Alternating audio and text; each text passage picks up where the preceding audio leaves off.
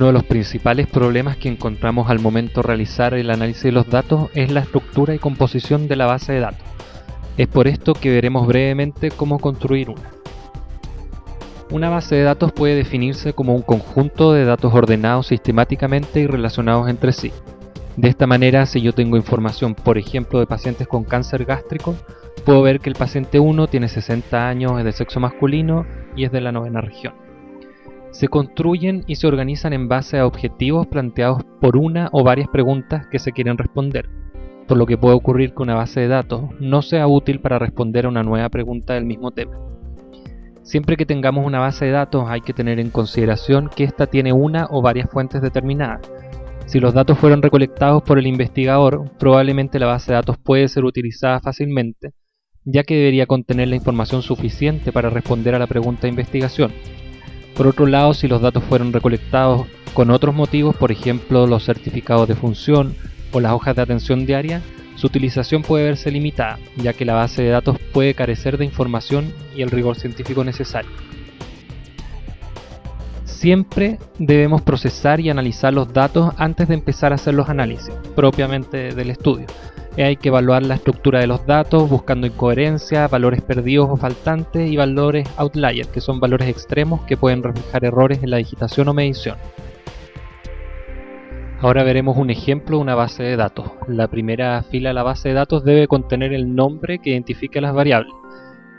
Además, este debe ser siempre distinto al de otras variables. En este caso, un mismo alumno tiene notas por dos pruebas, una realizada en el 2008 y otra en el 2009, por lo que hay dos variables que podrían llamarse simplemente pruebas, pero para identificarlas se colocan nombres distintos y que hace que se identifiquen fácilmente. Siempre es importante contar con un identificador de cada paciente de observación. Este puede ser el número de ficha, el root o un número cualquiera. También puede utilizarse el nombre o un código alfanumérico, pero suelen aparecer más errores de digitación que cuando se escribe un número.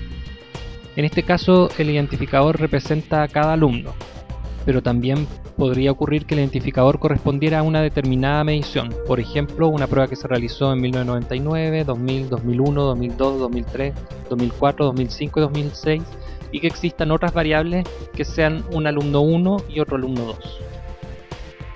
En esta diapositiva veremos una variable dicotómica. Una variable dicotómica es aquella que solo puede tomar dos valores, por ejemplo sexo, ya que solo puede ser hombre o mujer, o antecedentes de diabetes, que solo puede ser sí o no. Los software estadísticos necesitan tener estas variables dicotómicas en forma numérica, de manera que puedan ser utilizadas para los análisis. En este caso el sexo fue codificado como 0 para mujer y 1 para hombre, por lo tanto los tres primeros pacientes son hombres. Generalmente la presencia de una característica es codificada como 1 y su ausencia como 0. Por lo tanto, si tomamos el ejemplo de antecedentes de diabetes, 1 significa que sí tiene antecedentes y 0 que no. Acá vemos un ejemplo de una variable discreta, en este caso número de alumnos por grupo de taller. Recordemos que una variable discreta es aquella que solo puede tomar valores enteros, por ejemplo número de camas o número de hijos, ya que no es posible encontrar 110,5 camas en un hospital o que una familia esté constituida por 2,5 hijos. Esta diapositiva nos muestra una variable categórica, que son variables cualitativas, por ejemplo como un grupo sanguíneo, ya que estos son A, B, AB o 0. En este caso, carrera es una variable categórica que tiene tres posibles valores: medicina, enfermería y tecnología médica.